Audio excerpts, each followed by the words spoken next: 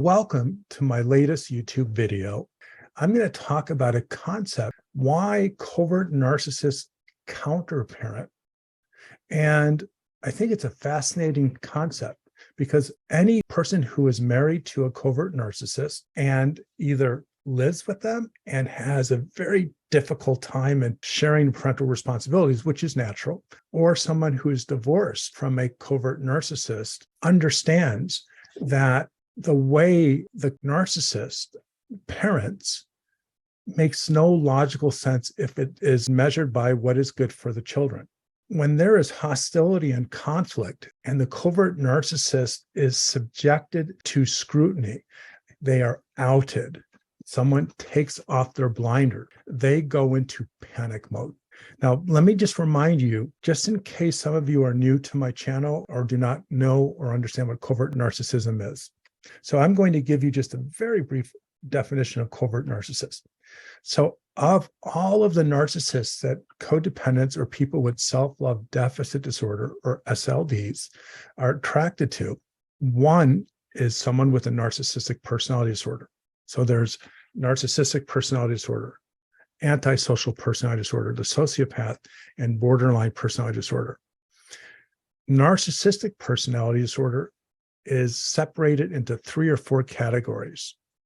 One of those categories is covert narcissism. And covert narcissism is all about narcissistic personality disorder, but it includes an element of sociopathy.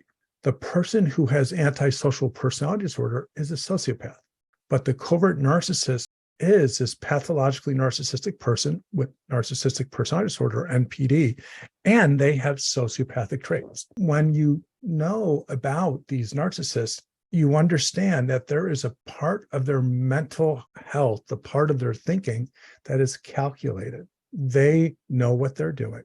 They are conscious of the lies, the misrepresentation, the pretend love, caring, giving. They know that their inner desires, their inner selves truly don't give a damn. They know that they don't have empathy and they don't really care about the people that have put them on a pedestal. All of their self-worth, all of what is valuable to them requires them to mold themselves into a lovable, likable person who people can look up to. Now, they not only know about their narcissism, they're able to take the very worst parts and hide them and then create something that's wonderful, lovable, likable, that not only seems normal, but seems better than normal. And they do it for benefit.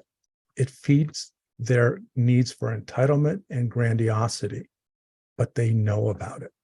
And if they know about it and they have sociopathic traits, then they can plan their disguise.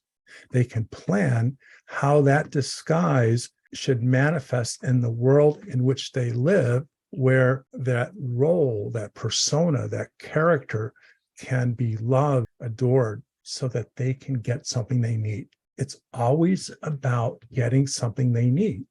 And the sociopathic part of that requires lying, cheating, manipulation. So now let's think of the covert narcissist who is a husband, a wife, a partner, but who shares custody with the children. They don't really give a bleep about the kids because they're narcissists. And the only time a narcissist cares about, and I'm just talking about garden variety narcissists, about their children, is when that child can make them feel good. But the covert narcissist needs every individual in the family to fulfill a role so that they make him or her look better and elevate him or her to that position of authority or that position that people see as wonderful because they're a covert narcissist. But what I did was I created a video and it says, do not take the mask off the covert narcissist, just run. But I say that in this video because if you are a spouse, a partner to the covert narcissist and you share children, if you should try to take their mask off, they will do anything they can to put you down to humiliate you, to make you look like you're the bad person. It's not that they're just horrible people. It's because they have everything to lose by having their mask ripped off. If they are covertly narcissistic in their parenting, say they are part of some kind of community or school-based organization where you represent the children, or any possible scenario where their standing in the community brings them value. But the covert narcissist parent, you might ask, so what do they get that is so valuable that they have to fool everyone, create this completely false, duplicitous persona? Well, I have a client, she was married to her husband for 20 years. And it wasn't until she started working with me that she ever considered him a narcissist, because she was gaslit and it was really bad. But when I asked her, did he have friends? And she said, oh my gosh, everyone loved him. I go, okay, but did he have friends? She goes, oh yeah, everyone loved him. He could go anywhere and just tell his stories. He was a storyteller and everyone wanted to hear. Okay. And did he ever hang out or have conversation? No, he was kind of a storyteller. He was kind of brash and pushy, but people just loved him. Well, she, of course, now sees it differently because she's no longer gaslit and understands that this man had no friends because he was incapable of having friends. He was a covert narcissist, but he fashioned himself, he molded himself into the type of husband and parent that everyone outside of the family saw as the model parent, the perfect parent. And he didn't get money for it, but he got self-esteem. He got feelings of community, because if he, the covert narcissist parent, could not hide it, he would be subjected to ridicule, isolation, abandonment. People just don't like to hang out with narcissists, unless you're SLDs, but read my book, The Human Magnet Syndrome, and you'll understand that. So when you are married to a covert narcissist, you're going to know what everyone else doesn't know. By day or night, he's lovable, he's appreciated, he's charismatic, he's funny, he's a storyteller. People love him, the kids love him. But that well-articulated, well-practiced perfection, it's only a veneer, it's only part of the surface, because he does not have any real friendships, or she. Everything is focused on becoming as real as possible, not letting people in close, because if they were close enough, they could see behind the scenes. And behind the scenes are children who are neglected, who are abused, wives, spouses, partners, husbands, who are hurt even worse. And I'll never, ever forget this session. I worked with this kid and he was angry. He had drug problems. No one could get through to him. I had a specialty back then of working with teenagers, and I kind of missed working with them, by the way. But no one understood him, and I was able to, break through and connect with him. And he said he is so tired, angry, furious at the kids coming up to him and say, his father was a counselor in the high school. He was beloved. Everyone liked him. They gave him awards. He was the MC for activities, graduation, and all that stuff. And kids would come up to him all the time and say, your dad is awesome. I wish he was my dad. And the truth is, this kid would go home, and as soon as his dad got home, he'd crack open the refrigerator and down 2 or 3 beers and just start belittling people and just being a jerk, abusive, humiliating. And he just was a really bad person. But you might wonder, so what stopped the kid from telling everyone the truth? What stopped his wife from telling him the truth?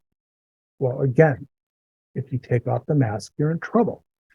Because if he started telling everyone the truth, he knows, like any other regular narcissist or any other sociopath, that if you should out them, there will be consequences, severe consequences. So children, sometimes as old as 20, 25, it's amazing how far this lasts, they feel powerless to the potential for retaliation and consequences. So the question goes, well, why doesn't the mother or father, the partner to the covert narcissist parent, say anything? The partner, husband, wife, is an SLD who is afraid of being alone, who's insecure, and all the things that comprise self-love deficit disorder. And there's a high probability they have been gaslit, that no one will love them. And if you understand codependency addiction or SLDD addiction, they believe that should they ever be alone, they'll never survive the pathological loneliness, which is the withdrawal symptom of this addiction.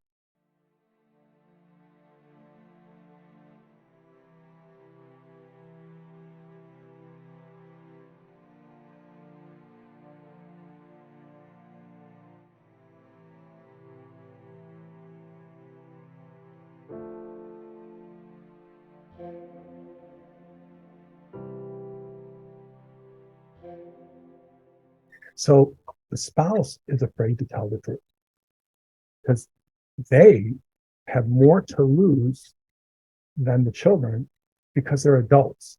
If they would out the covert narcissists, their jobs could be put in jeopardy, their relationships with their friends, their participation in community organizations. Because remember, that spouse, that partner, that covert narcissist is held at such high esteem and is put on such a high pedestal that they have to be quiet and ordinary and not threaten in any way this illusion that they're bigger and better than anyone could imagine. So then what happens if you should get divorced? That covert narcissist will do anything to destroy your believable allegations that they are a bad person. You got a judge. In some cases, it goes to trial. You have more than a judge. You have people poking their nose in. You might even have an attorney, an advocate for the child, or in Illinois, they call them guardian ad litem. Then there might be a custody evaluation, someone poking their nose around the house, talking to the children, getting what they call collateral information to verify their claims about being this type of parent. Now people are poking their nose in, saying, you're selfish, you're arrogant, you're abusive. The covert narcissist who's in a custody battle will do anything to make the other person look bad. You will do anything to the children or the child who tries to make you look bad to make her or him look bad. If you're gaslighting, which a lot of covert narcissists generally do, you will turn up the gas. And if the gaslighting doesn't work, you will threaten them. And it's sad to say, sometimes the threats are not so clear and straightforward and dubious, or whatever is a horrible, in-your-face, scary threat. Sometimes it's like, well, I just won't talk to you anymore. Because remember, these children who are going to be future codependents or narcissists are hungry for the attention and the love of this parent who at most conditionally gives it. And so they have survived on crumbs. And that's all they can hold on to as far as belief that this parent loves them. So if that parent takes that away, that could devastate them. And the child, let's say this child is the next generation of codependents, that child will do anything to protect mom or dad, whoever is the SLD or codependent parent. And they will sacrifice, they will jump on the bomb to protect this parent. They will be quiet. They won't say anything. They will toe the line. And so the consequence of either something a covert narcissist might do to punish, might take away to deprive, or watch their mom be punished. So now we have a divorce. They will do everything and anything to fight against and go against whatever agreement that's in the court agreement. They will, because they're covert narcissists, be able to manipulate it and pretend in front of others that they're doing what's good and the other person is not. They will just stop visiting. The kids all of a sudden go from this parent who, during the divorce, is spending all of this time with them to prove to the court how great of a parent they are. And this is the mind-boggling reality that if you have not crossed this bridge, and I hope you never have, you might not understand. Covert narcissists can fight tooth and nail during the custody process and spend thousands of dollars, up at hundreds of thousands. I've seen these fights that are just amazing, just to protect their false identity and to punish the spouse and perhaps the children. So when you see this fight going on between a narcissist who really never cared about their children and spent all this money, but then you knew that once it was over, they'd have nothing to do with the kids. Now you understand. So that is why some of these narcissists after divorce don't know anything about co-parenting. It's all counter-parenting. So I want to conclude that covert narcissists are dangerous. You shouldn't take the mask off of them unless you're ready to run and have everything set up in place.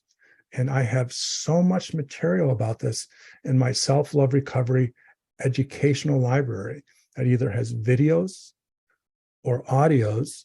And of course, you got YouTube and now my new podcast. And my seminars are just compact, filled with information. And I have, it's called The 50 Shades of Narcissism. Check that out. So in conclusion, if you are thinking of divorcing a covert narcissist, plan your escape well. If you are in the process of divorcing them, understand what you're dealing with and be as proactive as you can.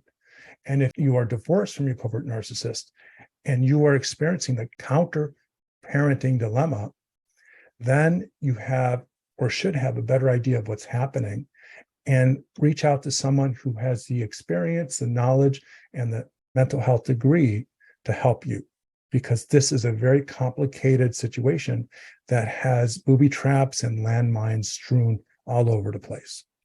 So thank you for joining me. And I hope very much that this information could be helpful to you or someone you love. Should you want more information about anything that I do or the services and products that I have available, just go to selfloverecovery.com, write us an email at help@selfloverecovery.com, subscribe, and just meet me here again on YouTube. You be well, and I'll be seeing you soon.